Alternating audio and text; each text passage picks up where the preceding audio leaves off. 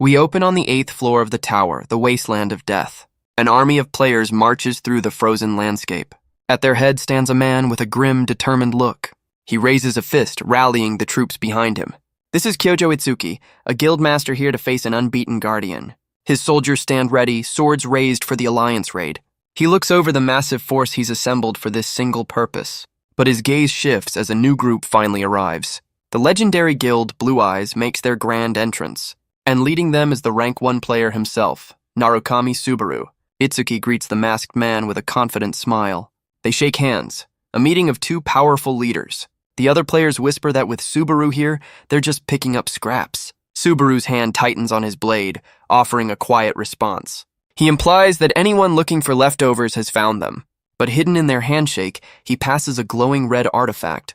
Itsuki is stunned to see a legendary single-use recovery item. Subaru tells him to keep it, just in case the raid goes south. He then asks Itsuki to return to their guild after the battle is won. He can give the item back then, a symbol of his return. A flicker of sadness crosses Itsuki's face. Subaru adds that if he doesn't plan on coming back, the gift is his. The unspoken meaning of his words hangs heavy in the air. But their moment is shattered as a powerful presence is felt. The guardian of the 8th floor has finally appeared. Itsuki screams for everyone to brace for impact. A colossal, multi-headed venom dragon, the Hydra, emerges. Subaru looks on, unimpressed by the grotesque beast. Dark energy begins to crackle from his clenched fist. Lightning surges around him as he promises the monster its end. The Hydra's eye glares with malevolent intent. It unleashes a torrent of venomous energy. Itsuki screams for his forces to prepare for the blast. But Subaru is already moving, a blur against the chaos. He cuts through the dragon's attack with impossible speed. Drawing his blade with a single fluid motion, he unleashes a wave of pure destructive power, effortlessly canceling the Guardian's opening move. Itsuki can only stare, muttering that Subaru is always so extra. The Blue Eyes Guild erupts in cheers for their leader. But one of his members questions the secret exchange with Itsuki. Subaru simply turns to his guild, asking if they are ready. He rallies his elite team to finally conquer this floor. And with that, the legendary guild charges into the fray. But from the shadows, a new observer watches them with disdain. He confirms with his subordinate that their hidden forces are in place. With a cold smile, he gives the order to begin their own plan. His allies wish him luck, their true intentions still a mystery. The mysterious man's gaze hardens, his scheme now in motion. Back on the battlefield, the Blue Eyes healer prepares her support. The guild's vanguard clashes with the Hydra's many heads, each one a monstrous beast in its own right. A masked female assassin leaps ahead of the group. Her eyes burn with focus as she closes in on her target. She lands the first significant blow against the Guardian, her reckless charge earning a complaint from a teammate. A cocky brawler challenges her to a damage contest. He follows up with a devastating strike of his own. Another guild member joins the impromptu competition. He declares the loser buys dinner and unleashes his own power. The third challenger unleashes a flurry of strikes, and one of the Hydra's heads recoils in pain. The healer tells them to press the attack, promising to handle all of the defense herself. But as she focuses on her barrier, a presence appears behind her. It's the shadowy observer, asking if her shield can block him. Her eyes widen in pure, unadulterated shock. He drives a blade through her back, mocking their confidence. Subaru whips around, sensing the sudden betrayal. The healer collapses to the ground, mortally wounded, and the traitor stands over her, his work complete. Through his mask, Subaru's eye burns with cold fury. The man taunts him, telling him to pay attention. But Subaru is stunned, recognizing the face of his old friend, Itsuki. The scene shifts, recalling the tower's first message to all players. A command to climb and prepare for an unknown end. A trial or a blessing, its true purpose remains a mystery. And so everyone strives to reach the unconquered peak. People from countless worlds, each with their own mission. All of them continue their endless ascent. We flash forward to the aftermath of the raid. The Hydra lies defeated, its massive corpse littering the battlefield. But the victory came at a terrible, bloody cost. Subaru gasps for air, battered and broken. He sits among the fallen, remembering he told them to run. Looking over his dead comrades, he whispers that he never gave them permission to die. He can only call them idiots for their sacrifice. A system window warns him of his own critical condition. If his fatigue hits 100, it's game over for him too. He looks up at the mastermind, demanding to know why. Subaru demands an answer, but Itsuki just offers a smug, chilling smile. He explains that for 10 long years, this moment has been his only goal. This elaborate betrayal was the only way he could ever hope to defeat him. By sacrificing everyone to keep the legendary Blue Eyes Guild occupied, he screams that every gift from Subaru was a torment he couldn't bear. And that is the simple, bitter reason for choosing this path. He looks down on the broken hero, declaring the end is finally in sight. He then pulls out the recovery item, mocking that he won't need to return it now. After all, the entire Blue Eyes Guild is going down with their leader. He tries to console Subaru, saying he'll at least die a hero. You know, for what that's worth. But Subaru just smirks, noting that Itsuki always did love the sound of his own voice. His hand clenches in the snow, bloodied but not yet broken. As Itsuki turns his back, Subaru accepts that his own life can't be saved. But a fire still burns in his remaining eye. He declares that this doesn't mean he's just going to lie down and die. Itsuki whips around, his confidence finally cracking for a moment. Subaru reveals a legendary item, a powerful fan-like blade.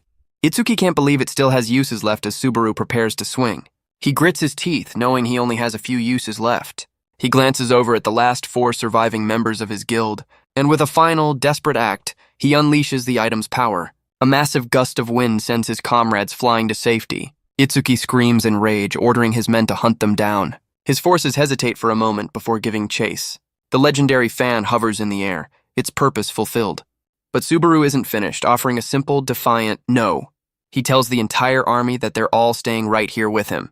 His fatigue skyrockets to 95, limiting his remaining power. But he doesn't care, unleashing his ultimate skill. Thunderlord descends.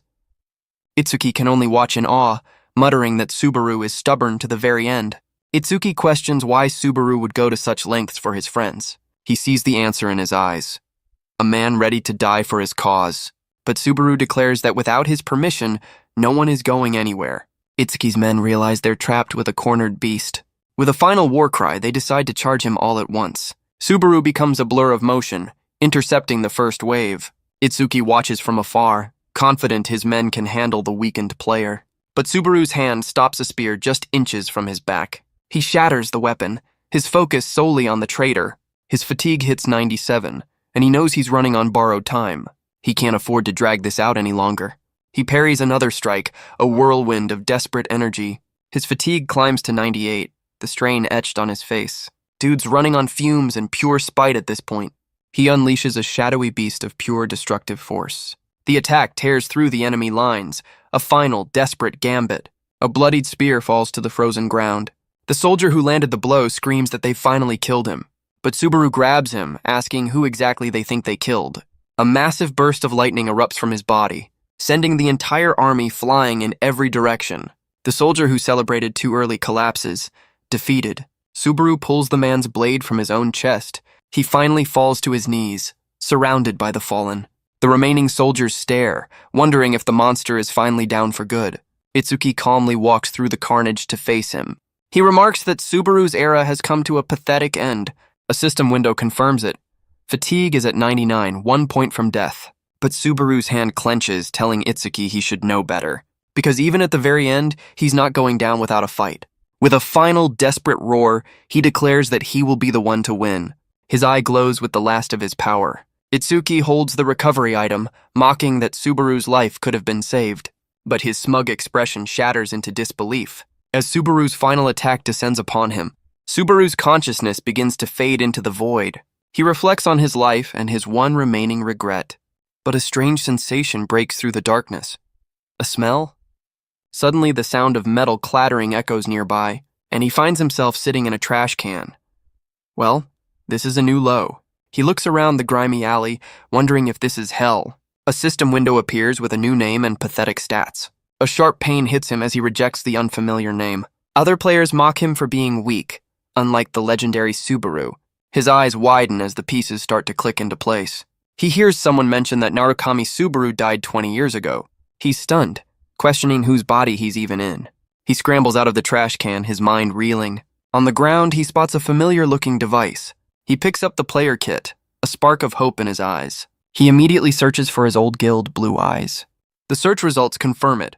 20 years have passed since that day, and an article shows a picture of an older, successful Itsuki.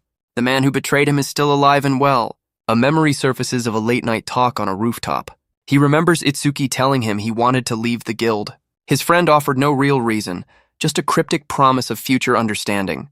He'd promised to always be Subaru's shadow, a vow that now feels sinister. He overhears that Itsuki has been stuck on the 80th floor for 2 decades. The weight of 20 lost years hits him all at once. He finds himself standing before a massive building, a memorial hall dedicated to none other than himself. Inside, his legendary mask is on display. A holographic tribute plays for all to see. He can't understand the point of all this.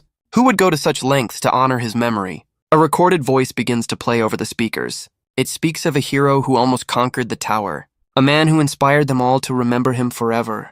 And the founder of this very hall is a face he knows all too well. His body trembles with pure, unadulterated rage. It's Itsuki, the man who took everything from him. The traitor boasts about carrying on his legacy.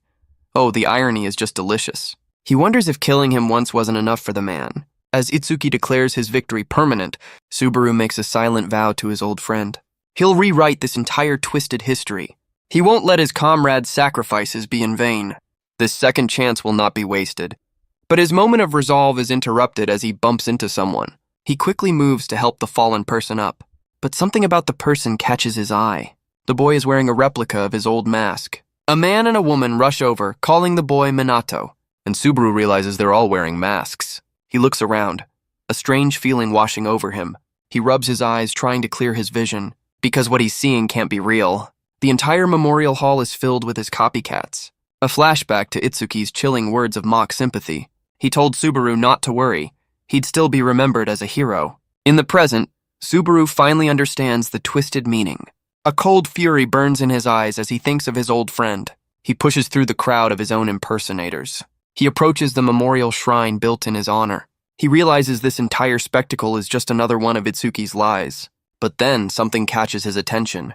A strange blue light emanates from the flowers. His eyes lock onto the source of the glow. The crowd shoves him, trying to keep him back. But he forces his way through, desperate to reach the shrine. He stumbles and falls before the memorial. Apparently, his fan club is a little too hands-on. His hand reaches into the sea of chrysanthemums. He pulls out a single glowing flower, whispering a name, Asagiri Shigure. Elsewhere, on a rooftop overlooking the city, 2 cloaked figures watch from the shadows. One chides the other for their carelessness. The other questions why they go to such lengths every year. The first, a man with white hair, pushes back his hood. He explains that he leaves the flowers in hopes that Subaru might see them.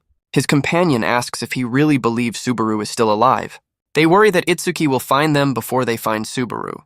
But the white-haired man has unwavering faith in his long-lost leader. As the sun sets on another day, Subaru finds himself in a secluded forest, catching his breath. He wonders if the person he's thinking of could possibly still be alive after all this time. He looks down at the flower, which is now solidified into a crystal. Later, he sits in the shabby room of the body he now inhabits. He searches for any trace of his old guild, Blue Eyes, but the search comes up empty. Still, he knows Shigure is alive. He's been in hiding for 20 long years, and Subaru knows the reason must be Itsuki. He wonders if any of the others he saved managed to survive. But as long as Itsuki is out there, contacting them is a death sentence. Besides, in this new, weaker body, he's powerless. His first priority is clear. He has to get his old strength back. Accessing the memories of this body's original owner, he learns the player qualification tutorial begins in 2 days. A flicker of hope ignites within him. As long as his friends are alive, they can meet again. 2 days later, he arrives at the tutorial test area. Inside, a proctor oversees the trials. This is Hyuger, and he does not look impressed. A young challenger barely survives his first test. Hyuger notes that he only just scraped by. He asks the boy if he wants to try the next, harder stage. A system window explains the challenge. More goblins for better rewards, but the kid wants no part of it. He confirms he passed the basic test and is promptly teleported out. Hyuger sighs, another pathetic tutorial complete. He complains that the quality of recruits has gone completely downhill. But as he checks his list for the next participant, his eyes lock onto a familiar name. Just then, Subaru steps into the arena. The proctor mutters that this name sounds like trouble. He watches the newcomer, wondering if he'll even pass. A system window appears and Subaru's trial begins. Hyuger announces the beginning of the tutorial, but before he can finish, Subaru is already a blur of motion. The proctor is stunned, wondering what just flashed past him. The first wave of goblins is already down. Subaru smirks, glad he spent the last 2 days testing this body. He notes that it has potential the original owner never tapped into. When asked to proceed, He tells the system to hurry it up. Huger's jaw drops at the kid's sheer audacity. A goblin head rolls to a stop right at his feet. He looks out over a field of carnage, completely bewildered. All he can do is watch as Subaru continues his flawless assault. He realizes this isn't just random sword swinging. The boy is thinking too, even 3 moves ahead. He carves a path through the horde with practiced ease. His grip is steady, his blade an extension of his will. Huger knows this is far beyond just being good with a sword. He admits that even he couldn't move with such precision. Subaru glances back, a look of pure confidence on his face. The proctor concludes that this skill is impossible, unless he's Narukami Subaru Reborn. Well, he's not wrong. Another goblin falls to his blade. He stands unfazed, the last monster defeated. The system announces he's cleared 49 steps and can now face the final boss. Though he's breathing hard, Subaru agrees to give it a try. He readies himself among the fallen goblins. Suddenly, the ground cracks with a powerful energy. A massive clawed hand erupts from the floor. Huger screams for him to stop, reminding him he's not the real legend. A colossal goblin king emerges from the rubble. A system window confirms its appearance as a result of his progress. The proctor yells that taking on this boss is a suicide mission. But Subaru tightens his grip on the blade, and with a defiant look, he simply refuses.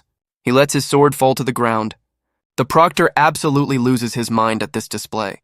As the Goblin King charges, Huger screams that he knew this kid was trouble. But Subaru is already moving, throwing a small, sharp object. It lands in the monster's leg, a seemingly pathetic attack. The Goblin King looks down, more annoyed than injured. It watches in confusion as Subaru kneels among the fallen. He picks up several throwing needles, asking if the boss is surprised. Holding the small blades, he proposes a little bet. Will the boss take him down first, or will he turn it into a pincushion? His eyes glow with a dangerous, confident light. He unleashes a volley of needles with blinding speed. The Goblin King roars as the projectiles find their mark. Its face contorts in a mask of pure rage. The massive beast is peppered with tiny blades. It swings its axe in a wide, desperate arc. But Subaru easily dodges the clumsy attack. He lands perfectly, analyzing his opponent's every move. His focus is absolute, his mind already calculating the next step. A memory flashes back of him training in a forest. His thrown knife misses the target completely. A woman named Reina tells him he's doing it all wrong. She smiles, holding up a simple pen. She demonstrates the proper grip and spin, explaining that anything can be a weapon if you know its center of gravity. Her throw is perfect, hitting the bullseye dead on. Back in the present, the Goblin King bleeds from a dozen wounds. Subaru explains the simple physics of his attack. He credits a woman named Reina for the lesson. Huger watches, amazed at this exploitation of the rules. He's not just a swordsman, but a master of thrown weapons. The proctor can only conclude that the boy is a genius. No, he thinks, that word doesn't even begin to cover it. And with a final groan, the Goblin King collapses. Subaru calmly retrieves his sword from the ground. He tells the fallen beast that it was nothing personal, and with a single clean strike, he ends it. A system window confirms the Goblin King has been defeated. He's cleared the tutorial for the first time ever, but wonders why the practice phase was so intense. A flood of notifications announces his rewards and a new tutorial shop. He wonders what he can afford with his newfound points. He's never seen this shop before, a new feature in the last 20 years. He scrolls past the basic items, seeing he has more than enough points. But then, his eyes lock onto something truly unexpected. A rare, cursed sword from a legendary blacksmith. He's stunned to see a creation of Kindra here, but another item catches his eye. A holy sword that reduces fatigue. He's torn between raw power and a safer, more practical choice. This first purchase will set the tone for his entire journey. As he weighs his options, his gaze drifts downward. He realizes he can scroll even further down the list. And there he finds it, a skill that reduces the side effects of other abilities. He realizes this could negate the drawbacks of his lightning powers and the cursed sword. With a confident smirk, he buys both the skill and the blade. Decision made. Huger approaches, noting his choice of the cursed sword. He introduces himself, complimenting the powerful synergy, but he questions the logic of picking such an unknown skill. Subaru seems less than thrilled to have to explain his master plan. He asks if Subaru really expects him to explain himself. Huger quickly backpedals, saying he'll let it slide this time. A memory surfaces of a much younger, nervous-looking Huger. The kid was a fan, timidly asking for an autograph. And the person he was asking was none other than the legendary Subaru. Young Hyuger begged, saying even just a signature would be enough. Back in the present, Huger grumbles about today's youth, but Subaru fires back about his hairline. He tells the proctor to just keep his results a secret. Hyuger puffs out his chest, vowing to teach the boy some manners. He then tries to recruit Subaru into his guild, an offer that is immediately shut down. A system window appears, and Subaru accepts the transfer to the next floor. Hyuger can only watch as the rookie teleports away without a second thought. Left alone, the proctor sighs, admitting he completely misjudged the kid. Subaru's feet touch down in a new, unfamiliar place. He's arrived on floor 2, the land of beginnings. Looking over the bustling city, he knows he's finally back. He's been given a chance that no one else ever gets. A second attempt to set things right. And because he's been here before, he has to do better this time. For the comrades who might be waiting, and for the brutal end they all met. He finds himself in a private training room, ready to get to work. The receptionist asks which floor he's from, and Subaru simply says he just arrived. The man points him to room 1, the standard for beginners. But Subaru ignores the advice, asking for room 5 instead. The receptionist warns him he's wasting his money, but our boy is undeterred. He walks off, leaving the man to shout that there are no refunds. He understands the skepticism. The higher rooms are for high-level players. He draws his new weapon, and the nameless cursed sword recognizes its user. The blade's power surges through him, but his new skill fights back against the corruption. The resistance fails, and his fatigue rises, but he's determined to push on. The cursed sword drains his stamina, boosting his stats in return. He grits his teeth, accepting that this is his body's current limit. But it's all part of the plan, as he uses credits to level up his new skill. He leans on the blade, a system window detailing the skill's true purpose. Now at level 2, the skill partially resists the sword's curse. He tries again, the blade's corrupting energy surging around him. And this time, he successfully tames the power. With a burst of speed, he dashes forward. It's time to test the true strength of his new weapon. Meanwhile, the receptionist is having a nice little nap at his desk. He wakes with a start, drool dripping from his chin. He wonders if he's dreaming, or just seeing things. A bloodied figure walks out of the training room hallway. He realizes it's the kid from room 5, and it hasn't even been 10 minutes. Concerned, he goes to check on the dreamer boy. He cautiously cracks open the door to room 5, and his eyes widen in complete and utter disbelief. The entire training room has been reduced to rubble, so much for the security deposit. Later, sunlight streams through a window. Subaru wakes up, stretching his stiff muscles. He reflects that it's a good thing the sword was a failed creation. Sitting in a tavern, he feels the physical strain has finally eased. He checks his stats, knowing he shouldn't even be able to lift the sword. The synergy between the skill and the blade is undeniable. With a confident smile, he realizes it will work with his lightning too. But his good mood vanishes when he sees his credit balance. To think the legendary Subaru is now worried about pocket change. His thoughts are interrupted by a loud streamer nearby. The streamer celebrates a massive donation from a fan, and in their excitement, promptly spills their drink everywhere. Classy. Subaru looks down, watching the streamer get mocked for his antics. A flicker of an idea crosses his mind. He pulls up his player kit, reading about live streaming. He realizes it's a way to earn credits, but a voice calls his name. A well-dressed man with silver hair approaches him.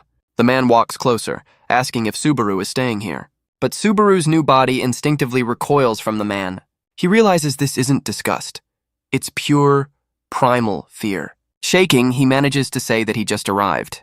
The man sits down beside him, a look of surprise on his face. He mocks him, saying even trash like him cleared the tutorial. Subaru's eyes narrow as a memory surfaces. The body's original owner, Isaac, beaten and terrified. The man stood over him, calling him trash for no reason at all. He'd hated Isaac from the start, for a crime he never committed. Isaac could only cry that he didn't have enough money. The man struck him down for daring to talk back. He then declared a pile of garbage to be Isaac's new home, and warned him to never crawl out again. In the present, Subaru finally understands why he woke up in a trash can. The man brags about his own tutorial, clearing step 20. He boasts about getting a top-tier B-rank skill as a reward. As the man gets up to leave, Subaru takes a sip of his drink. The bully then orders him to grab coffee and snacks. He facepalms, annoyed that his usual punching bag isn't responding. He asks if Subaru swapped souls with someone. "You have no idea, buddy." Subaru stands, telling him to buy his own coffee. The man's face darkens as he gives a single cold command to sit. But Subaru has his own revenge to plan, and no time for this kid's drama. The bully's eyes widen, stunned by this sudden defiance. The bully grabs him by the arm, his patience clearly worn thin. His eyes glow with a menacing red as he threatens the runaway trash. But Subaru just glares back, telling him to let go for his own good. The tension in the tavern rises as the other patrons watch on. The man warns him not to get cocky, calling him by his new name. His gaze is filled with a cold, simmering rage. Subaru knows he can't make a scene here. It would only hurt him in the long run. Suddenly, the bully's expression shifts into a wide, mocking laugh. He lets go, saying he was just messing around like old times. He continues to taunt him, assuming he barely scraped by the tutorial. He takes a step closer, his posture radiating pure arrogance. And then comes the classic, "Do you know who my father is?" threat. He pats Subaru's arm, calling him friend, as he finally turns to leave. Subaru watches him go, scoffing at the very idea. A system window explains the two main paths for player growth. The first is the path of trials, a safe but steady climb. Players can grow stronger in virtual spaces where death isn't permanent. The second, more dangerous path is hunting. This involves fighting monsters in the real world for faster growth. But the risk is absolute. If you die here, you die for good. Most players avoid this path, unwilling to risk their lives. But Subaru has already made his choice. He sits beside a fallen orc, knowing the safer route is far too slow. The riskier path is faster, and he has no time to waste. He pulls out his player kit, ready for the next step. He scrolls through the device, looking for a way to earn credits, and finds a popular streamer, using his old name and mask. Of course, the man hypes up his massive audience for the Floor 3 trial. Subaru can only wonder how many copycats are out there now. The streamer gets a huge donation to act like an idiot, and happily accepts. He's stunned to see the streamer is also getting missions from his viewers. Fans with some creative usernames post challenges with credit rewards. The impersonator soaks in the attention, promising his fans a victory. A harsh reality check. The fake makes easy money while the real deal risks his life. Subaru looks at his own pathetic balance, then back at the stream. He stares at the impersonator's face, a dark look in his eyes. With a sigh, he stands over the fallen orc, his work far from over. A determined grin spreads across his face as he decides to go for one more run. A massive foot stomps down, signaling the arrival of a new threat. A fresh horde of orcs emerges from the darkness, their eyes glowing red. A system window announces the appearance of the boss, an orc general. Subaru faces them down, confident he has something better than needles this time. The cursed sword drains his stamina, but his new skill fights back, recovering his power. He declares that he has no time to waste on small fry. He launches himself off an orc's head and into the fray. He becomes a whirlwind of red energy, carving a path through the horde. The orc general can only watch as Subaru closes the distance. His eyes glow with power as he unleashes his final attack. Later, back in his room, he holds his old mask in his hands. He finally understands how the streamers make their money. He decides he'll do it his way, using his own strengths. He puts on the mask, his eyes glowing with a familiar, dangerous light. He walks out of the room, ready to show everyone who the real deal is. A system window confirms it. The live stream has started. The scene shifts to the headquarters of Suiton Entertainment.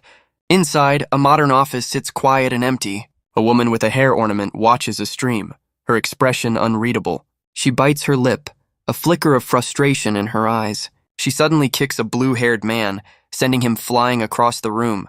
She slams her fist on the desk, furious that her team of 5 failed their mission. The blue-haired man complains that everyone is just cosplaying Subaru. The woman calls them disrespectful amateurs who don't know the basics. She then calls him out for giving up on the tower himself. She admits she quit too, saying it just got boring. With a sharp threat, she tells him to go find some real talent. He explains that she only ever climbed to meet the real Subaru in the first place, but his attention is suddenly caught by something on his screen. He tells her he's found someone impressive. She scoffs, asking if it's just another Subaru cosplayer. He shows her the stream. Our boy, live in a cave.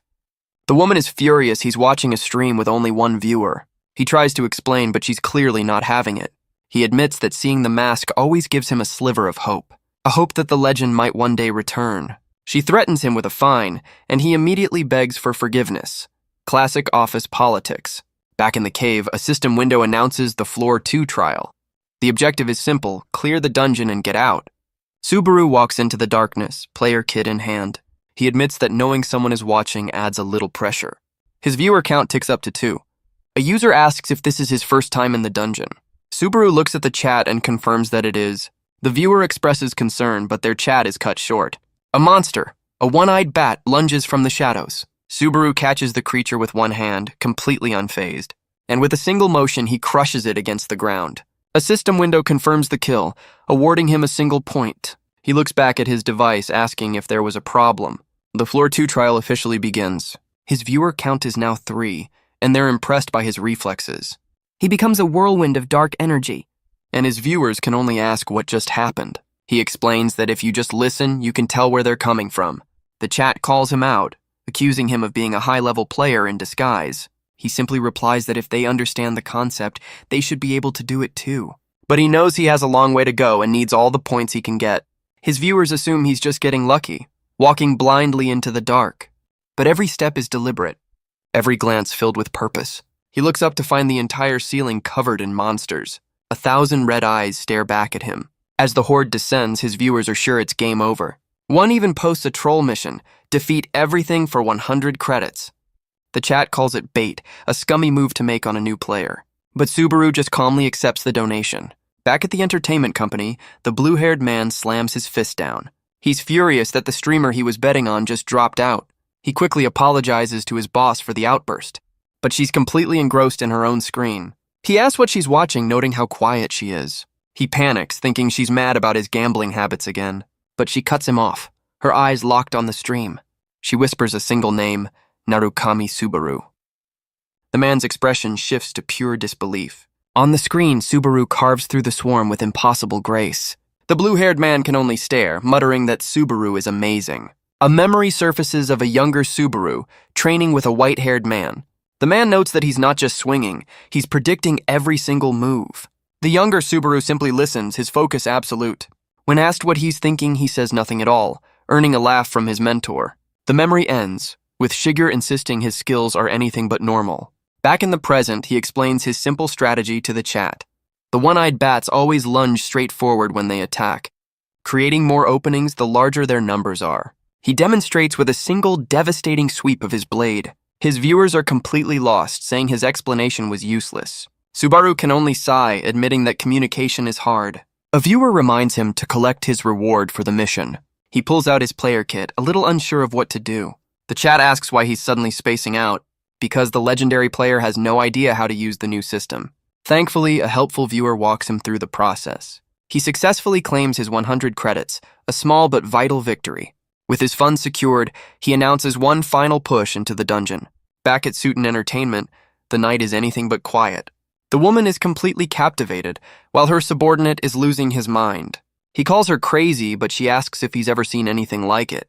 She leaps to her feet, completely swept up in the moment. She realizes the streamer's name is Narukami Subaru, and it must be fate. She wonders if he could be the legend Reborn, much to her subordinate's dismay. Overcome with excitement, she feels a bit faint. But her employee, Kiyoharu, knows exactly what she's planning. She asks what's wrong with scouting him, but he points out he's a nobody. They bicker, with Kiyoharu worried about getting in trouble again. But her mind is made up, a determined look on her face. She continues to watch the stream, her focus absolute. Meanwhile, Subaru reaches a massive set of doors. He's finally arrived at the end of the dungeon. He pushes open the heavy stone gates, revealing what lies beyond. And there sits the boss, Wolf Warrior Greg. A system window explains the new objective: earn the boss's recognition. He recalls that wolf warriors aren't just monsters, but gatekeepers. A new mission pops up from a viewer, offering 3,000 credits to defeat the wolf. Subaru's eyes widen at the massive reward. Suddenly, things just got personal.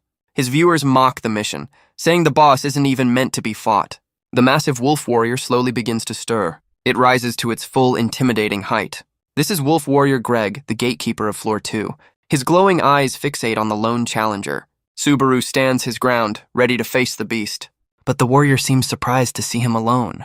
He asks if Subaru is really by himself, and our boy just scoffs. The wolf leans in closer, noting something strange.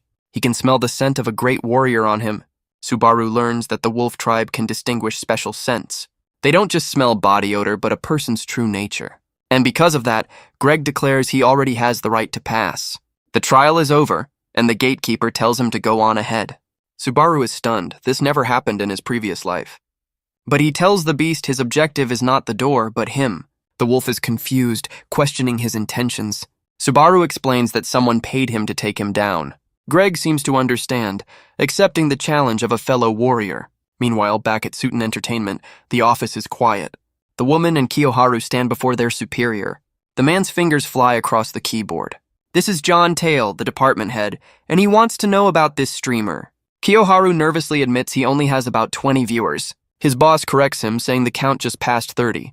Not exactly helping, lady. John Tail looks up, his expression anything but pleased. John Tail's anger grows, but the woman points out the viewer count is rising. Back in the dungeon, Subaru faces the towering gatekeeper.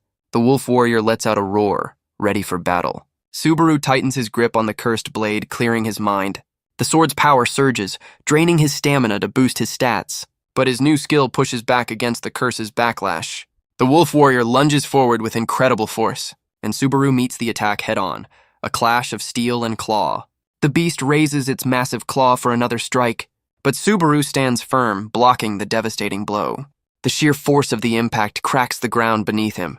The wolf seems surprised by the human's unexpected strength. Subaru knows he can't win a contest of pure raw power, but the gatekeeper is impressed, acknowledging him as a true warrior. Guess he passed the vibe check after all. He leaps into the air, preparing another powerful assault. The beast declares that the human is still no match for him. Subaru tightens his grip, ready for what's coming next. He parries the strike, his viewers watching in disbelief. They can't believe a rookie is holding his own against such a monster. Subaru creates some distance, knowing brute force isn't the answer. He smirks, telling the warrior that he's been entertained. The wolf declares the fight is over and lunges for the final blow. But Subaru coolly replies that's his line to say. He's already moved, calling the beast's attacks far too predictable. And because of that, they're incredibly easy to dodge. He leaps into the air, landing a clean strike across the warrior's back. He lands perfectly, preparing to follow up with another attack. A flash of red energy cuts through the darkness. His eyes glow with a cold, focused intensity. The wolf warrior collapses, calling him a splendid warrior with his final breath. A system window confirms his level up, with stats rising accordingly. He's earned 500 achievement points, but the battle has taken its toll. He confirms his victory as his viewers explode in disbelief. The mission is cleared, and 3,000 credits are sent to his account. With the gatekeeper defeated, the door to the next stage opens. But inside, he's surprised to find two possible paths forward. He's presented with a wall of plaques, each representing a different trial. His viewers explain that this choice will lock in his entire playstyle. But one trial in particular calls to him, the Trial of Thunder. With a look of grim determination, he accepts the challenge. After all, if he backed out here, he'd have to change his name. And with that, he steps into the light, ready for whatever comes next. Back at Suiton Entertainment, the woman watches the stream, captivated. She and her team erupt in celebration as Subaru clears the trial. She boasts about his insane growth, already at 60 viewers and 13 missions. Even John Tail has to admit that defeating the Wolf Warrior is impressive. But he's still a rookie, and jumping the gun would be a massive risk. So the woman decides to sweeten the deal, proposing a little bet. If Subaru fails, she and Kiyoharu get a 5-year salary freeze. Her subordinate is less than thrilled. Kiyoharu desperately tries to escape his boss's high-stakes gamble. John Tail is skeptical, reminding her that only the original Subaru ever learned thunder. But she just smiles, saying they'll never know unless they let him try. The chief accepts the bet, sealing Kiyoharu's financial fate. The Trial of Thunder begins, and Subaru is enveloped in crackling energy. He finds himself in a forest, but a sudden shout warns him of danger. He tackles another player, pushing them both out of harm's way. An explosion tears through the spot where they just stood. A massive stone creature, a giant fragment, looms over them. The man he just saved yells at him for spacing out. "You're welcome, I guess." A new mission appears as Subaru wonders why this monster is even here. His viewers are just as confused, wondering why a monster from a different trial is here. Subaru's eyes narrow, knowing this boss is supposed to appear much later. The giant fragment lets out a deafening roar, ready to attack. It brings its massive fist crashing down. But Subaru is already on the move, his blade at the ready. He notes that it's big and clumsy, nothing compared to Greg. Deciding to end this quickly, he activates the power of his cursed sword.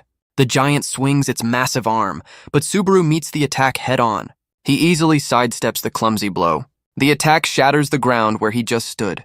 He uses the monster's own arm as a springboard, launching himself into the air with a burst of red energy. The other player can only watch in awe as he soars past the giant's head. He lands perfectly on its shoulder, running up its back, and drives his cursed blade deep into the monster's neck. The giant thrashes in agony as Subaru holds on tight. His eyes glow with a cold fury as he tells the beast it's too noisy, and that it's time to stay quiet for the rest of its life. With a final, brutal strike, he silences the creature for good. The light fades from the giant's eyes. Its massive body collapses as a system window confirms Stage 4 is cleared. A flood of notifications announces his level up and stat increases. He's also acquired new items, including the legendary Thunder Armor. The other player is stunned to see the massive reward for clearing 4 stages at once. He cautiously approaches Subaru. His entire demeanor changed.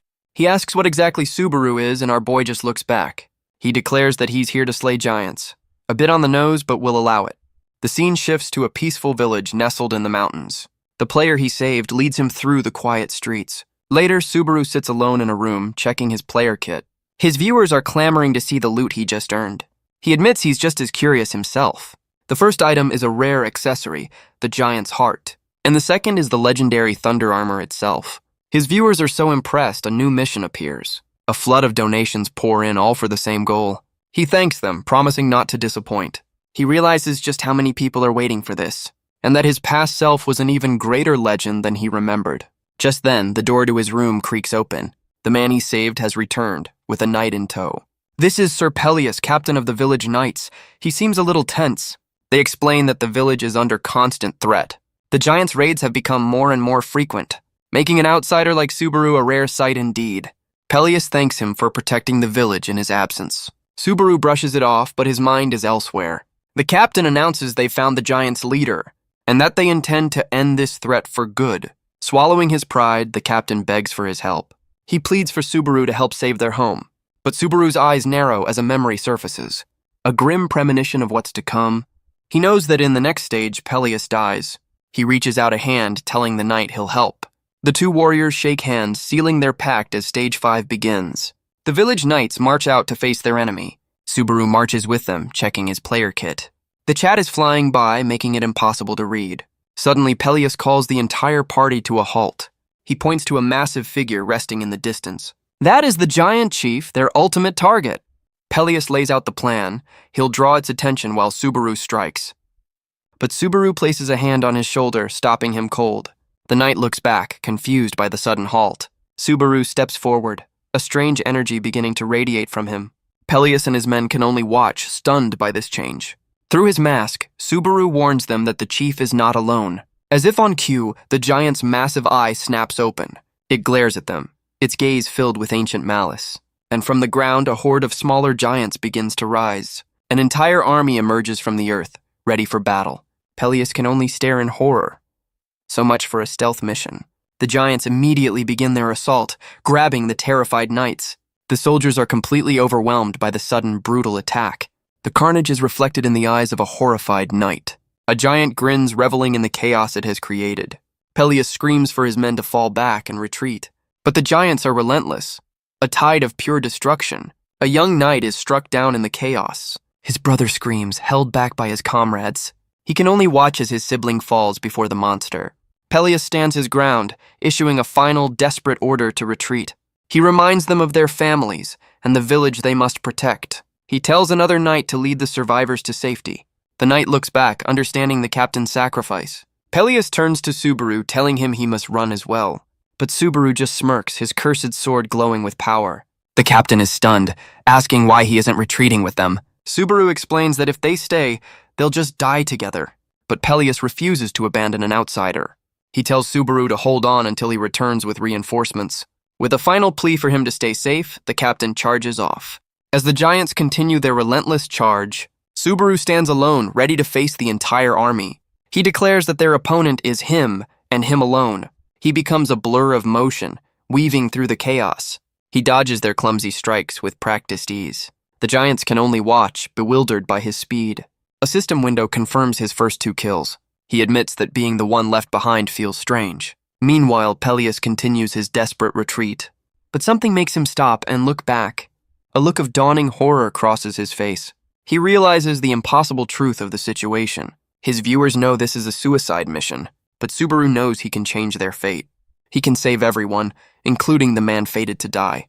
He carves a path through the horde, each strike a testament to his renewed purpose. The cursed sword drains his stamina, boosting his power, but he knows he's on a timer. His first priority is to find the chief. He uses the giants as springboards, raining down destruction from above. The monsters try to grab him, but he's just too fast. He lands a brutal kick right to a giant's face. His viewers recognize the legendary aerial style. His new skill resists the curse, recovering his stamina. He stands ready as the remaining giants close in. He knows he has to take down the boss before his body gives out. And through the chaos, he finally spots his target. The giant chief grins, a look of pure malice on its face. It swings its massive club, ready to crush the lone human. But Subaru knows this is an all-or-nothing attack. The giant prepares to meet his charge head-on. With a silent prayer, he prepares to unleash his power. But he's not relying on his sword for this one. He unleashes the legendary skill, Thunderclap. A massive burst of lightning echoes across the battlefield. The giants are stunned, their senses completely overwhelmed. Even the chief is caught off guard by the sudden assault. It roars in fury, stunned by the human's power. He uses the opening to drive his cursed blade deep into its flesh. He pushes deeper, channeling all his remaining strength. The attack tears through the giant's defenses. His eyes burn with a cold, unwavering focus. The chief can only stare in disbelief as its life fades. A final, brutal strike ends the battle for good. And with a final crash, the massive beast falls. A system window confirms Stage 5 has been cleared. He's rewarded with a double level up and a flood of new stats. His viewers are losing their minds, realizing he beat an unbeatable stage. He knows this is where the hero strikes a cool pose, but his body didn't get the memo. The sky above him begins to crackle with a strange energy. The remaining giants look on, confused by this new development. A system window confirms his skill has failed to resist the sword's curse. He stumbles forward, his body finally hitting its absolute limit. He remembers a crucial and very inconvenient detail about this trial. Even if the boss is dead, the minions don't disappear until the stage is truly over. He grits his teeth, his body screaming in protest. The mechanic he exploited has come back to haunt him. His strength is completely gone, his vision fading, and the remaining giants begin to close in for the kill. Suddenly, a massive burst of golden light erupts. It tears through the battlefield, consuming everything. Subaru looks up, battered but somehow still standing. A giant's fist is stopped by a shimmering golden barrier. The scene shifts to a quiet, sun-drenched forest. Light filters through the canopy of ancient trees. A secluded cabin sits nestled in the woods. On the porch, a woman with dark hair relaxes in a rocking chair. She's completely absorbed by something on her player kit. A man with long white hair steps out of the cabin. He asks what she's doing, and she just says she's enjoying the weather. She adds that this peace won't last much longer. They both look out, agreeing that their time is running out. The white-haired man says it's almost time to end it all. She notes that he always gets that look when things get serious. He leans in, asking what has her so captivated. She shows him the screen, explaining it's a streamer named Narukami Subaru. The man's eyes widen in shock, screaming Subaru's name. She calmly explains it's just another impersonator on floor 2. She tells him he already knows the truth.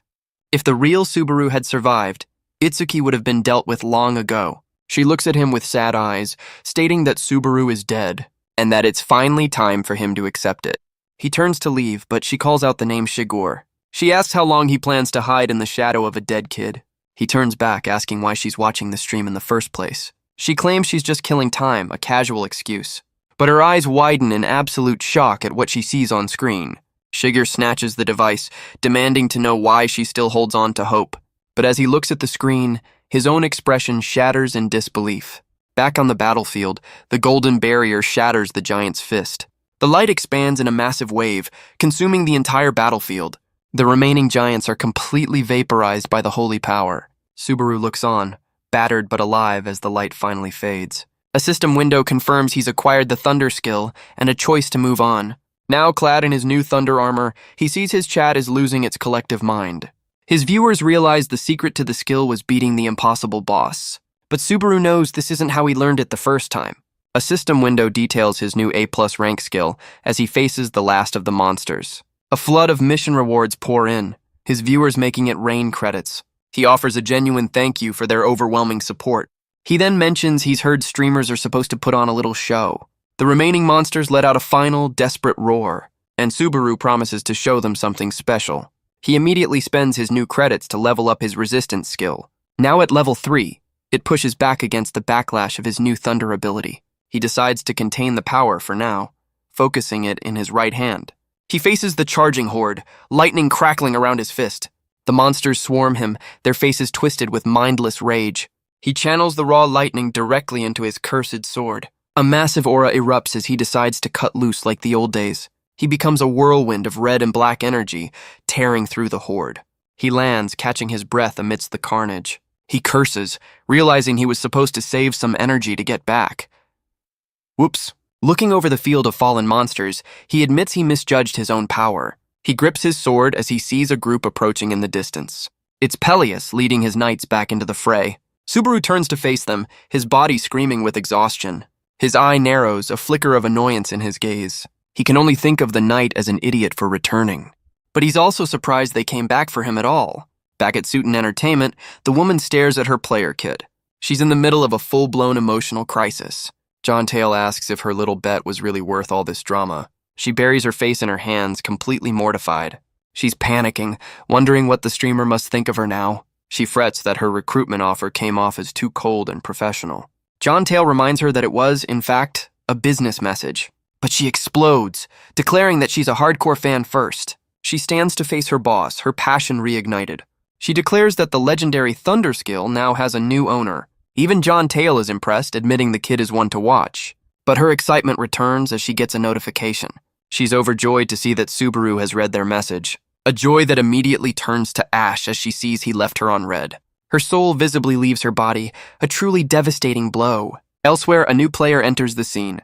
A streamer surrounded by high-tech gear, ready to begin his broadcast.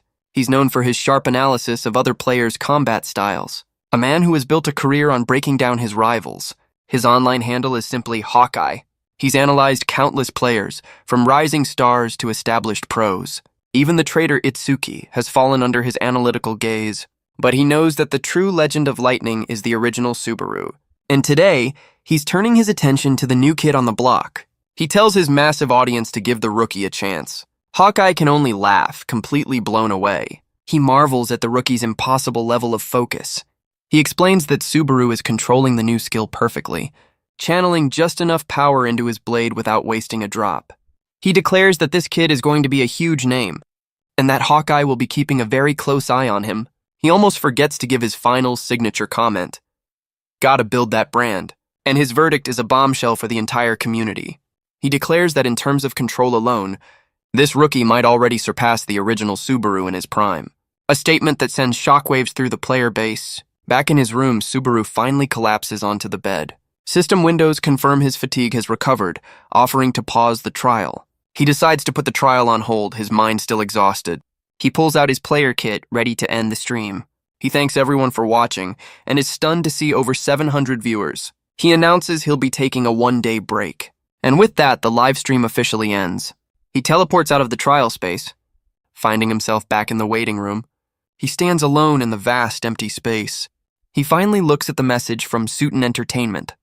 His first thought is that it must be spam, but the name of the company rings a bell. Later, he finds himself sitting in a quiet cafe. He takes a moment to process everything that's happened. He looks up the company, learning it's a major network for streamers. A big one, at that. The world really has changed. He then sees the article about Hawkeye's stream. Realizing the blunt commentator works for Suiton as well, he scoffs, dismissing the streamer as a rookie who just hit floor 2. He seethes with rage, vowing to deal with Hawkeye himself, and crushes his player kit under his boot for dramatic effect. He storms off, complaining about his terrible morning, but a sinister smile crosses his face as he spots a familiar target. He complains that the name Subaru is haunting him everywhere he goes. Our boy just sits quietly, scrolling through his device. The bully looms over his table, ready to start trouble, and promptly knocks Subaru's coffee all over the table. Real smooth. Subaru leaps back, startled by the sudden hot mess. He looks up, a flicker of annoyance in his eyes. The bully offers a fake apology, recognizing him from before. He remarks that they seem to be running into each other a lot. Subaru just picks up his player kit, completely ignoring him. The bully offers to buy him a new coffee, mocking his lack of funds. His eye twitches, his patience clearly wearing thin. Subaru simply turns to leave, having no time for this. He glances back, warning the bully to stay out of his way. The man grabs him by the collar, his temper finally snapping. He threatens to crush him just like he did in the past. But Subaru calmly grabs his hand. He explains that he doesn't have time for this and breaks the grip. The bully is stunned, shocked by his unexpected strength. Subaru walks away, telling him to consider the coffee paid for. The bully can only watch, sputtering in disbelief. Subaru walks out the door without a second glance. The door swings shut, leaving the bully alone with his rage. He sighs, frustrated that his plan to climb quietly has been ruined. He clenches his fist, furious at both Subarus for getting in his way. And with a final, angry stride, he storms off to plot his revenge. He remembers something he'd almost forgotten. A message he'd left unread. Elsewhere, the woman from Suiton Entertainment relaxes. Well, relaxing might be a strong word. She'd sent him a follow-up message, hoping for a reply. Meanwhile, Subaru is back to the grind. He grips his cursed sword, its power surging. He's arrived at the boss room of a new dungeon. His skill holds back the curse as he adapts to his new body, but a new threat emerges from the shadows. The dungeon's boss, a massive salamander, appears. Its eyes burn with a primal, fiery rage. He knows he needs to master his new thunder skill, and this is the perfect opportunity to test its limits. He channels the lightning into his legs, boosting his speed. He easily sidesteps the monster's clumsy lunge. For a moment, his old self seems to watch over him. The beast roars, enraged by the human's agility. He weaves through a torrent of flames. Now he channels the thunder into his cursed blade. His resistant skill fights back against the strain. But the power is too much, forcing his skill to level up. He pushes forward, a fusion of his past and present. He soars over the beast, ready to end this. And with a final strike, the dungeon is cleared. He steps out into the quiet of the forest. His fatigue is manageable, a testament to his new skill. But the cost to level it up again is astronomical. He sighs, wishing a job offer would just fall into his lap. But he knows he has to keep hunting to get stronger. But his quiet moment is interrupted by a figure in the shadows. The man steps forward, asking if he's out for a hunt. His eyes glow with a familiar, unwelcome light. It's the bully from the cafe, remarking on how surprising this is. Subaru just glares back, calling him persistent. The man admits he lost his temper earlier and couldn't hold back. He takes a step closer, a clear challenge in his stance. And with a smug grin, he suggests they call it even. Subaru's expression says he's not buying it for a second. The scene shifts to a bustling city at night. A man with his eyes covered by his hair walks through the streets. A hand reaches out, a voice telling him he's been found. The man, Hawkeye, now sits with a scarred, older man. The man greets him, asking how his streaming career is going. Hawkeye admits his numbers haven't really changed. The scarred man takes a sip of his drink, saying that's for the best. But Hawkeye cuts to the chase, asking why he was really summoned. The man asks about the rookie streamer, Narukami Subaru. He wants to know if Hawkeye really believes the kid is better than the original. A fire burns in Hawkeye's eye as he considers the question. The scarred man reveals he's thinking of scouting the rookie. Hawkeye agrees it's a good move, but points out his low viewer count. The man admits it's a risk, but Hawkeye's review gave him confidence. He then proposes a collaboration between the two streamers. It's their job, after all, to build up the rookie's reputation. Back in the forest, the bully notes that they're all alone. Subaru simply confirms that they are. The bully taunts him, saying this is what happens when you get cocky. He gets in Subaru's face, mocking him for thinking he's the real deal.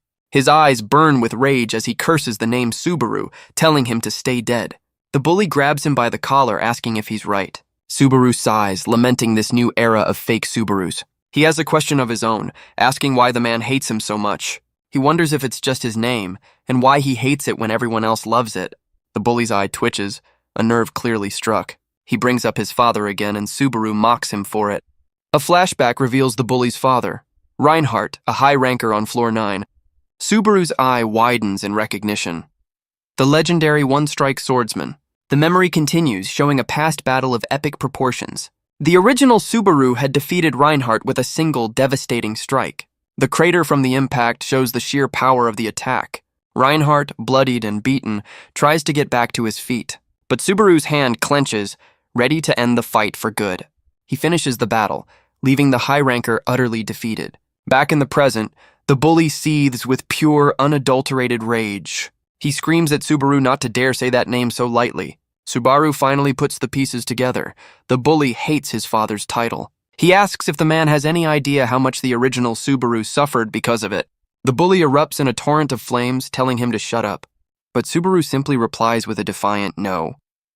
He stands his ground, completely unfazed by the fiery display. The bully prepares to attack, his arm wreathed in fire. A system window appears, asking if he wants to enter a dungeon. The bully rants about how much he despises the original Subaru. He claims the Blue Eyes Guild went down with their arrogant leader. Subaru's eye glints with a cold, dangerous light. That hits a little too close to home. The bully sneers, saying it serves them right for their arrogance. He laughs, imagining the real Subaru rotting in hell for his actions, and declares that this new Subaru's fate was sealed by his name.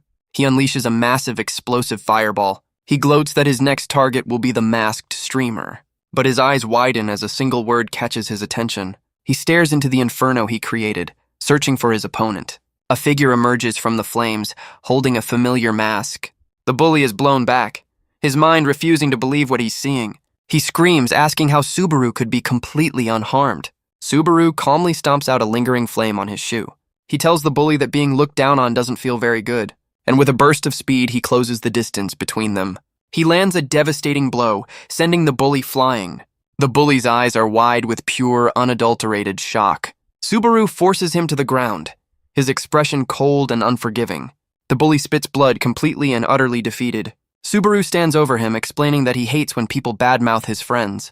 The bully can only look up, asking how any of this is possible. Subaru offers him a simple pop quiz. He asks who the bully thinks is standing before him. Is it the new streamer Narukami Subaru? Or is it the legendary leader of the Blue Eyes Guild? The bully scoffs, still clinging to his denial. He dismisses the thunder skill, saying it's no big deal if trash can learn it. He questions if a nobody like him really thinks he can win. He claims this just proves he's better than the original Subaru. That's some impressive mental gymnastics. He screams, asking if he's right, and unleashes another massive torrent of flames. But Subaru cuts through the attack with a single, effortless slash. The bully can only stare, his confidence completely shattered. Subaru calmly tells him that was the wrong answer. The bully is terrified, asking what he means as the blade rests on his shoulder. Subaru asks if he has any idea how much the original owner of this body suffered. The bully stammers, finally realizing who he's facing. But it's far too late as Subaru lands a decisive blow. His eyes are cold as he declares that playtime is officially over. The bully's body collapses to the scorched earth. Subaru puts his mask back on, calling it more than enough service. He considers this payment for borrowing the body of the boy he just avenged. Later, back in a cafe, two waitresses wonder about the commotion. They dismiss him as an embarrassing fanboy, but note he's streaming. Subaru sits alone, deciding it's best not to show his face. After all, keeping his identity a secret is a powerful advantage. Suddenly, a woman rushes in, apologizing for being late. She's flustered, introducing herself as the one who contacted him. This is Hatsuka, his prospective manager from Suiton Entertainment. They shake hands, and she's completely starstruck. She blushes, remarking that he really does look like him. Subaru wonders if she's thinking about the real legend, and the possibility that he's returned behind a mask. He asks if something is wrong, snapping her out of her daze. A memory of her boss yelling about first impressions flashes in her mind. Well, so much for that. She grabs her hair, having a full-blown internal panic attack. Subaru asks if she was a fan of the original. She admits she's a diehard, but he tells her to relax since he's not the real one. But she quickly declares that she's his fan too. She begins to list off every detail of his streams with unnerving accuracy. Subaru asks if she's sure she's just his first viewer, since she remembers it better than he does. He smirks, finding it strange she was watching when he was still so new. She agrees, saying that's why she knew it was fate and begged to be his manager. She tells herself to pull it together and act like a professional. With a newfound composure, she pulls out the contract. She explains that Suiten will help build the Narukami Subaru brand. She quickly backpedals, insisting she's a total professional. But Subaru can sense her power, wondering why someone so strong is just a manager. He realizes this means his future opponents will be even stronger than he imagined. Hatsuka panics, worried she's already blown her one chance. But Subaru extends a hand, telling her she seems trustworthy. He looks forward to working with her, sealing the deal. She's completely overwhelmed, stammering that it's an honor. So much for playing it cool. Later, he starts his next stream, and the chat immediately explodes with excitement. His viewer count has already skyrocketed past 700. He's stunned by the numbers, realizing it must be Hatsuka's work. His new manager is already proving her worth. With that, he begins the next trial, the legend stage. He finds himself in a dark, rainy forest at a makeshift camp. Inside one of the tents, figures are gathered in the dim light. A group of knights huddles around a map, planning their next move. Their leader, Peleus, asks if their benefactor has arrived. But one of his men questions the wisdom of trusting an outsider. Another agrees, doubting that a lone stranger really defeated the giant chief. Peleus erupts in anger, defending the man who saved them. Just then, a knight announces that their benefactor has awakened, and Subaru appears. Peleus rushes to his side, but Subaru assures him he's fine. The other knights are less than impressed, calling him weak and his mask shady. Subaru simply asks if they don't believe what they've been told. He recalls Hatsuka teaching him a trick to hide his face while still talking to his viewers. He lets out a quiet laugh, and the chat immediately picks up on his confidence. An older knight steps forward, offering a hand in thanks. He introduces himself as Dale, one of the survivors. As they shake hands, Dale explains he was guarding the village when the giants attacked. His expression darkens as he recalls the true cause of the slaughter. Subaru realizes there's another, even greater threat lurking in the shadows. Dale begins to explain the true nature of the giants.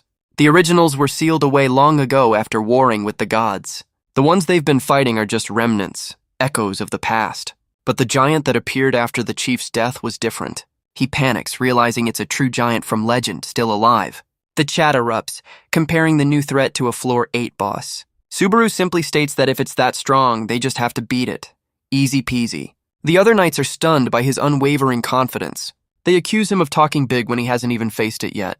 But Peleus screams for them to stop defending his benefactor. He explains an old legend passed down through their village. At the peak of Millennium Mountain, fragments of lightning are hidden, and he believes with all his heart that only one person can find them, his gaze fixed on Subaru. A flashback shows the village burning under the giant's assault.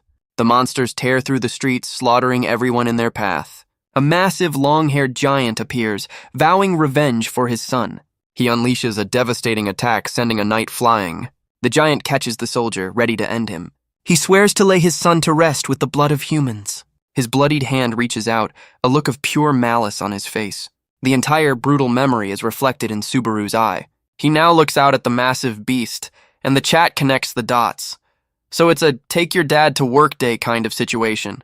He identifies the monster as the one-eyed guardian, and his viewers lose their minds. Peleus explains that it will take the giants 3 days to reach them. He tells Subaru to run if he can't find the lightning by then. Subaru begins his ascent up the mountain, knowing lightning is the key. He rejects the idea of failure, declaring there's no trial he can't clear. He immediately cringes, realizing his old catchphrase just slipped out. A flood of new missions appear, as he hopes no one noticed his little slip-up. He continues his climb, the rain doing little to slow him down. Peleus admits that the lightning fragments are just a myth. No one knows what they are or how to obtain them, but he's certain that a hero once used this power to save them. Elsewhere, Hatsuka gets a call from her boss. She erupts in celebration, screaming that the contract is signed. John Tale congratulates her on finally becoming a professional. She's not sure if that was a compliment, but she'll take it. He adds that Hawkeye wants to speak with her soon. With her work done, she collapses onto her bed. It's finally time to watch her favorite streamer. She gushes that seeing him in person and on screen is the ultimate fan experience. On the screen, Subaru's old catchphrase slips out. Her eyes widen as she recognizes the legendary words. She sits bolt upright, her mind reeling. A single tear falls as she realizes what she just heard. Back on the mountain, lightning strikes the peak. Subaru stands amidst the storm, his viewers going wild. He clenches his fist, ready to test his strength. He decides to go all out, channeling his power, and unleashes a devastating strike against the mountain itself. The very ground shatters from the force of the blow. With a confident smirk, he declares that he's found it. He stands over the crater, his search complete. He explains to his viewers that there's a massive power here, a force that's calling to his own thunder skill, and it's coming from behind a massive sealed door. He takes a steady step forward, ready to face it. His viewers wonder how he'll ever get through. He simply reaches out a hand to touch the ancient stone. He realizes the door itself is the key. His skill resists the backlash as he generates raw thunder. He clenches his fist, ready to answer the call.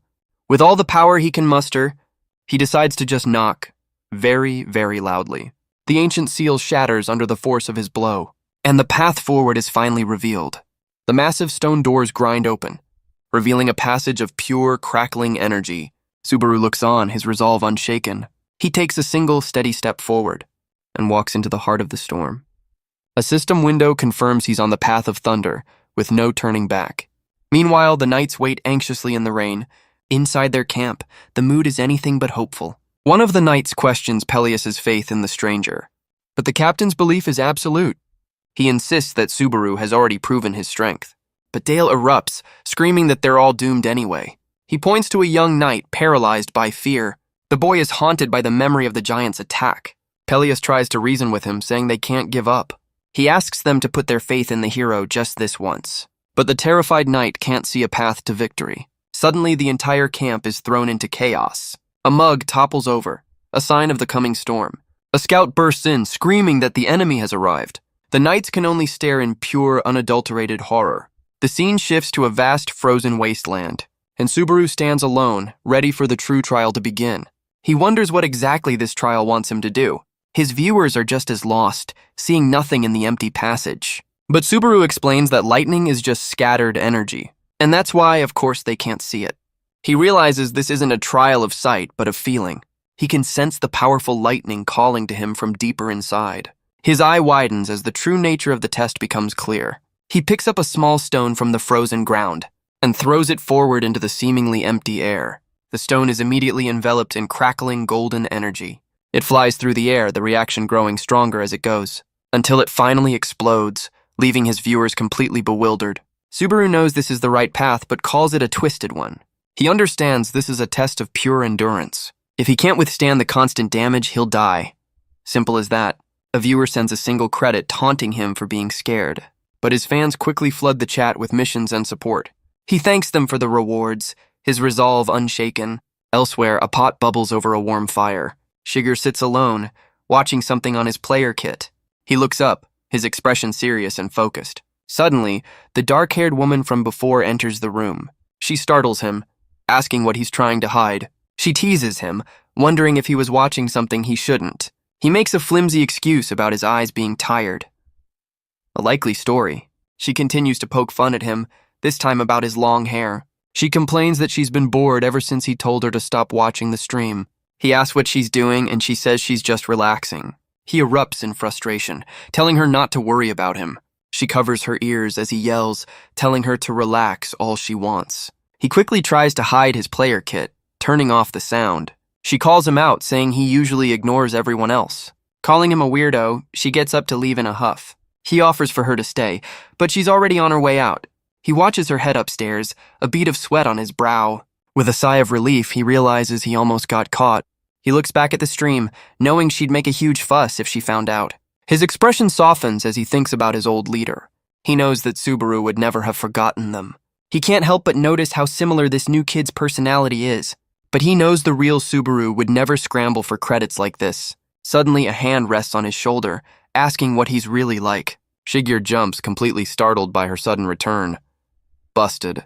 She asks if he really thought she wouldn't notice his strange behavior. Her expression darkens as she tells him he's 100 years too early to fool her. Back in the trial, a system window confirms the path of thunder is open. Tears stream down Subaru's face as he endures the constant damage. He stands firm, his resolve unshaken by the pain. Golden lightning crackles around his feet, a sign of the trial's intensity. The energy surges through his entire body, a test of pure will. His hand clenches as he embraces the raw, untamed power. He recognizes this familiar feeling all too well. His eye glows with focus, knowing he's handled lightning more times than he can count. He takes a deep breath, knowing it's a long road ahead, but he takes a single steady step forward into the storm. He knows the goal is clear, and his viewers wonder why he isn't just running. He tells his chat that from here on, he won't be able to read their messages. He knows that simply making it to the goal is a given, but if possible, he wants something more than just survival. Elsewhere, Hawkeye watches the stream as a scarred man proposes a collaboration. The scarred man reminds Hawkeye of a simple truth. He explains that when it comes to streaming, skill alone isn't enough. But Hawkeye knows that popularity is just a reflection of the era's best players. The man agrees, noting Subaru's streams feel more like a pro's vlog than a rookie's. He suggests they just let the kid do his thing, spectator style, because this is a chance for Hawkeye to ride the coattails of a rising star, a chance to become a legend in his own right. A fire ignites in Hawkeye's eye. The man calls him out for running from the tower out of fear, but Hawkeye just grins, admitting he wanted to be a star more than anything. His eyes reflect the cosmos he so desperately wants to conquer, a dream he thought was long dead. He reaches out, wondering if he can ever truly be like them. He snaps back to reality, startled by his own daydream. He's still just a guy in a chair. He wonders what he's doing, getting lost in thought during work. But his eyes lock onto the stream, screaming that Subaru is insane. On the screen, our boy endures the full force of the trial. His face is bloodied, his will etched in every line. He kneels, battered but not yet broken by the storm. His hand clenches, refusing to give in to the pain. And with a final push, he takes another step forward. He stands amidst the golden torrent, a silhouette of pure defiance. He gasps for air, the strain almost too much to bear. He knows the stronger the lightning, the deeper it sears into his very soul. He decides this is more than enough to work with. The lightning begins to flow, not just around him, but through him. A system window confirms it.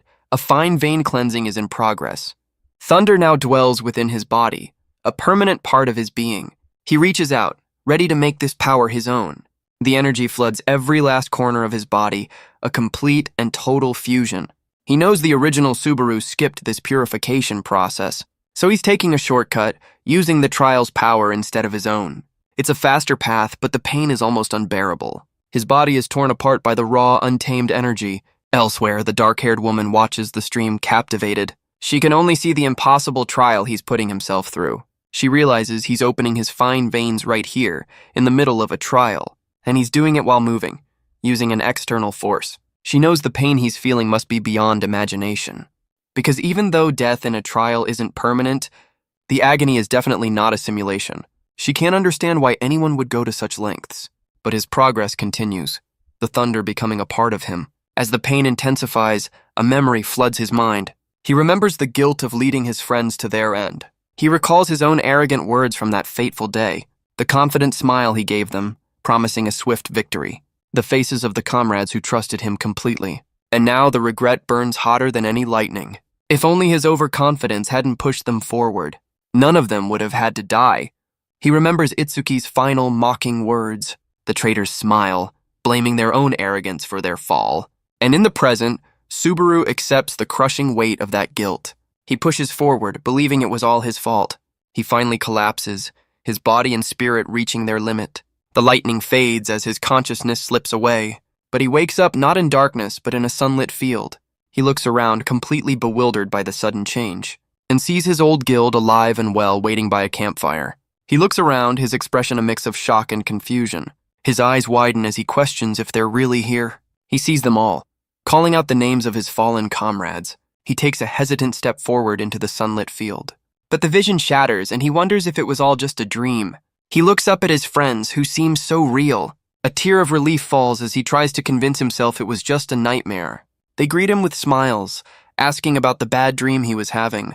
But their faces twist into bloody masks, accusing him of leading them to their deaths. He can only stare in horror, whispering their names. They surround him, blaming his heroic words for their demise. A fallen comrade asks him why he failed to protect them.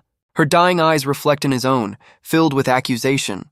The peaceful memory dissolves into a hellscape of blood and fire. He tries to speak, but only a choked cry escapes his lips. His mind is consumed by the screaming ghosts of his past.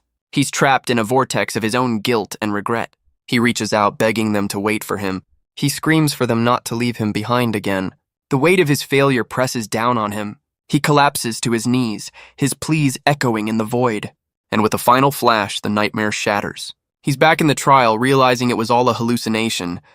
Well, that's one way to process trauma. A system window confirms the cleansing is nearly complete. He thanks the trial for reminding him why he's still alive. A figure appears in the golden light, a vision of his past self. Back in the village, the knights and townspeople have gathered. They stand ready with makeshift weapons, their faces etched with fear. The one-eyed guardian looms over them, its arrival far too soon. The giant grins, ready to bring its own brand of justice to the village. The knights panic, realizing the masked man has seemingly abandoned them. But Pelias screams that their benefactor will absolutely return. He turns on his men, furious that they would dare to doubt him now. He calls them a disgrace to the very name of knight. But Dale places a hand on his shoulder, telling him he's right. He reminds them all that their first duty is to protect this village. His own sword begins to glow with a powerful blue energy. He declares that knights are the ones who protect, not the ones who are protected. He slams his blade into the ground, a final defiant stand. With a powerful roar, he tells them to die as true knights. And with that, the last of the village's defenders charge into the fray. Back in the trial, a system window confirms Subaru's progress is at 99%. His eye bleeds, but his focus is absolute as the lightning rages. A golden orb of pure energy materializes before him. He knows this has to be the final goal of the trial. But his fatigue has skyrocketed to 97, pushing him to his absolute limit. He grits his teeth, knowing he just needs one more step. He pushes forward, ignoring the system's desperate warnings. His foot lifts, wreathed in the last of the trial's power. Back in the village, the one-eyed guardian stomps down with immense force. But Dale meets the attack head-on, his own power surging. He holds his ground, his sword at the ready, and unleashes a devastating slash against the giant's leg. The attack tears through the monster's flesh. The giant lets out a deafening roar of pure agony. The other giants continue their relentless assault on the knights. Peleus screams for his men, telling them to leave the rest to him. He stomps his foot, launching himself into the air. He becomes a blur of motion, soaring past the smaller giants. He prepares to land a decisive blow against the massive beast. He lands a devastating strike right on the giant's head. The monster's skull shatters as Peleus lands gracefully. The other knights erupt in cheers, believing they've won. They swarm the fallen beast, a frenzy of desperate strikes. Peleus thanks Dale, but the older knight's expression is grim. He clarifies that this wasn't the monster he was worried about. The others celebrate, dismissing the threat as overblown. A knight declares they just need to clean up the rest. Famous last words. But a massive fist comes crashing down from above. Peleus and Dale can only look up in horror as the true threat appears. The captain screams that this one is on a whole different level. Back in the trial, Subaru's progress hits 99.99%. He grabs the orb of pure energy, his trial finally complete. Through his mask, he makes a silent vow to his old friend, Itsuki. He turns and runs, a blur of golden lightning. The raw power of the trial now flows through his very being. He whispers a single word, his long ordeal finally over. He catches his breath, bloodied but victorious. His eye glows with a new, terrifying intensity. A system window confirms it. His body has been completely reforged by thunder. He stumbles backward, muttering that if you have one more hit in you, you could at least give a guy some warning first. He collapses onto the shattered ground as Stage 6 is officially cleared.